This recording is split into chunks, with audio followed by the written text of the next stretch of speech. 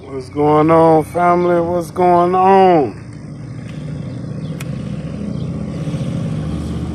Thank God, thank God for another day.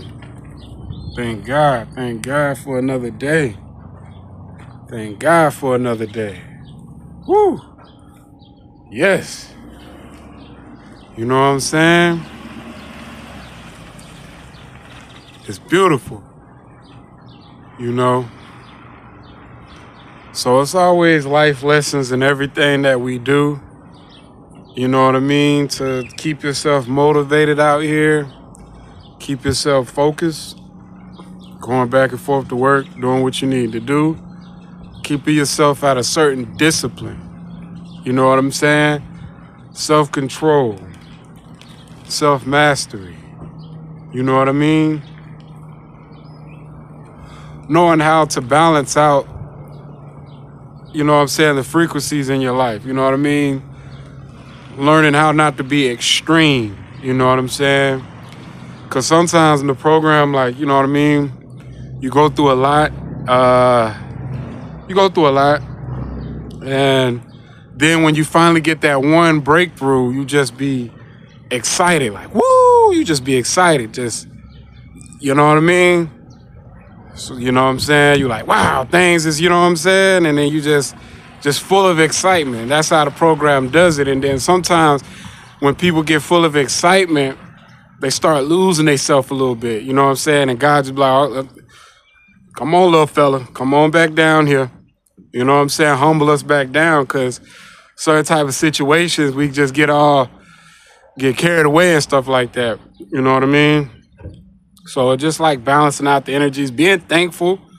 You know what I mean? Because when you be down for such a long time and then you finally get that breakthrough, man, that itself is, you know what I'm saying? That's like a natural high. Like, you know, you just feel excited. You finally get like a relief. You know what I mean? So it's a great thing. And then I just learned, you know what I'm saying, just more maturing. You know, it's nothing wrong with, you know, looking good and stuff like that, but it's about managing the money, right? Because when you put on certain things, put on certain images, you attract certain people that probably might not be healthy for your lifestyle. You know what I'm saying? Certain type of, you know what I mean? Certain type of flashiness, you know what I'm saying, attracts the wrong attention. You know what I'm saying?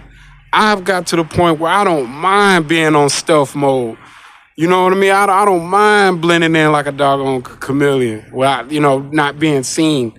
You know what I'm saying? Just blending in right on with the background. Just camouflaging right on with the background. Just invisible. You know what I'm saying? There was one point of time where I wanted to be the doggone peacock. You know what I'm saying? And get all the attention. You know what I mean? But then, boom, you get the wrong attention. And people don't understand that the wrong attention can make you a target. You know what I mean? Like that TV show Snowfall is based off of the real Rick Ross, the freeway Ricky Ross, the drug lord, you know, that worked with the CIA and whatnot. The way he moved was strategic. You know what I'm saying? He moved very strategic. You know, when he had millions of dollars, he wasn't dressing in no flashy stuff. He wasn't wearing, you know what I mean, what these rappers are wearing today. He was wearing, like, he looked like he was a homeless man with a hoodie. You know what I mean? A whole kingpin out here. But that helped him, you know, of course in the CIA, but that helped him where it didn't draw too much attention to him. And the thing about it with the American Gangster, Frank Lucas, what Denzel Washington played, you know what I'm saying? It's like the loudest one is usually the weakest one in the room. You get what I'm saying? So what got Frank Lucas down was his wife, when she was, she bought that mink coat. I want you to wear that mink coat. I want you to wear that mink coat. And he wore that mink coat, and guess what? The feds was watching him. And they seen that expensive mink coat, and guess what it made him? It made him a target. Because if he didn't wear that, you know what I'm saying, they wouldn't have been focused on him. But that's what the flashiness and stuff like that. You know what I mean? It makes you a target, and you draw the wrong attention. You get what I'm saying? So the thing about it is like people just gotta learn like we don't want to draw the wrong attention. You know what I'm saying? Like, hey, certain people lifestyle different. Certain people want to draw a lot of attention and stuff like that. But for those that's not really, trying to draw the one you want to get attention from God, and certain people. I mean, of course, certain people want attention and validation, right? Living in society and stuff, but too much attention, you know what I mean? And then especially from the wrong type of energy, it's just not good. It's a lesson learned. You know what I'm saying? We all go through our life lessons and stuff, and we move on. And I'm learning more and more to adapt and what really matters here in this three-dimensional matrix. What really matters? You know what I'm saying? Because you can't get caught off the things that don't matter or what you think that matters. You know what I'm saying? Because that's what the darkness wants you to focus on, things that don't matter. It matters until you get it. And then it's like, oh, it don't matter. You see, so it really don't matter. You know what I mean? So that's the thing. You just want to kind of be on stealth mode, It's not all about being flashy. And another thing that I wanted to speak on too was like, if young people, they still got underdeveloped minds, and a lot, especially in the black community, a lot of the young people, they got the warrior mindset, but they just ain't been able to channel that warrior energy for the good. You know what I'm saying? Because before the gangs and stuff was created, you know what I'm saying? People was just trying to protect their communities. That was the beginning of, a lot of these LA gangs and Chicago gangs and, you know what I'm saying? These down south gangs and stuff like that. New York gangs and things like that. They were trying to protect their communities. They were trying to be their own law enforcement. They were trying to, create their own segregation, create their own type of community. You know what I'm saying? But the government didn't want that. The government didn't want that at all. Like, nah, we don't, you know what I mean? Nah. Anything that's a threat, they eliminate the problem. So that's when the COINTELPRO start getting in and infiltrating and masquerading as gang members and you know what I mean, agents even being of the same race and stuff like that and making up these fabricated wars. So now these people are warring with each other. You know what I'm saying? And then that's where the gangs came from. And then another thing, when they dropped the drugs in the community, you know what I mean? It got people's focus off from protecting the community to, you know what I'm saying, making money and getting high. That's the two things, making money and getting high. That was the two main factors. You know what I'm saying? And that destroyed the community. And people just been warring, and people just been trying to be flashy. The hip hop industry has, made people be flashy. So now you become a target. You know what I'm saying? You implement a lot of emotions to people. People get hypnotized with hatred. You don't know that flashiness makes you a target. You get what I'm saying?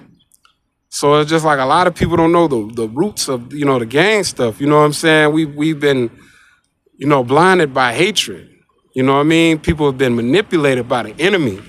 You know what I'm saying? And that's how we got these gangs today.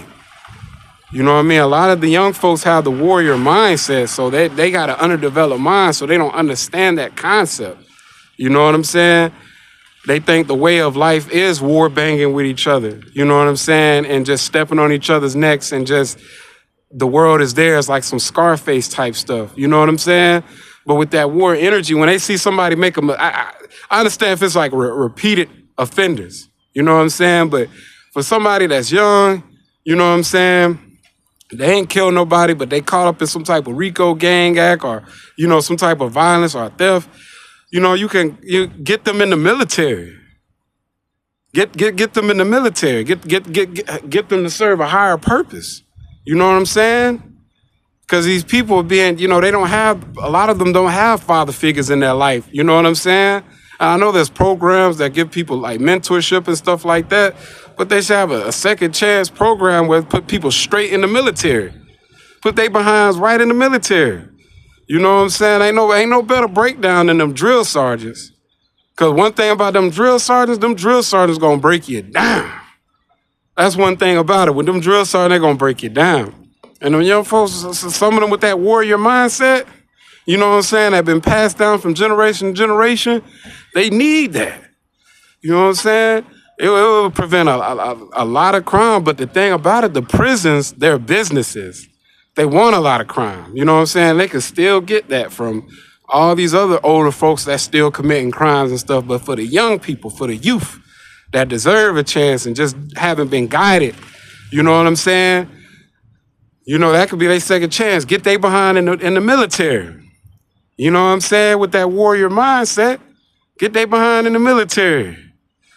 They'll straighten up fast. Like when I was young, when I was 17, if I would have been in the military, man, my whole life would have probably been different. You know what I'm saying?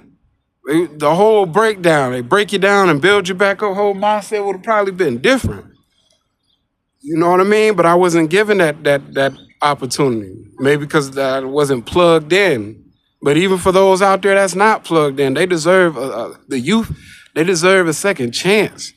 People make mistakes in life. They deserve a second chance. You know what I'm saying? Get they behinds in the military. You know what I'm saying? That's what's gonna get them right. Uncle Sam gonna get them right in that military.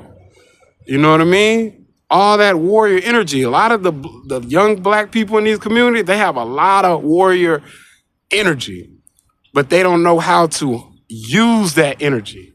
So they use it in the wrong way. They definitely use it in the wrong way. But you know what I'm saying? People can help them use that energy, and then once they mature in the military and stuff like that, maybe they might have they might come to a spiritual understanding. They start seeing what really matters here in this world. You know what I'm saying? They get to travel and they get to see how the world is, not just in America, but how it is around. It's a humbling experience.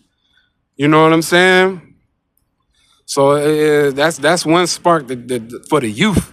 But for older people that's stuck in their ways and stuff like that, hey, laws was implemented because why is the laws implemented? Because it's going to be people that's going to break the law. You know what I'm saying? That's just what it is. People are going to break the law. So it's always going to be people in these prison systems and stuff like that. But we ain't just talking about just, saving the whole world, because that's not how the system's designed. But specifically for the youth, they deserve a second chance. Get they behinds in the military. You know what I'm saying?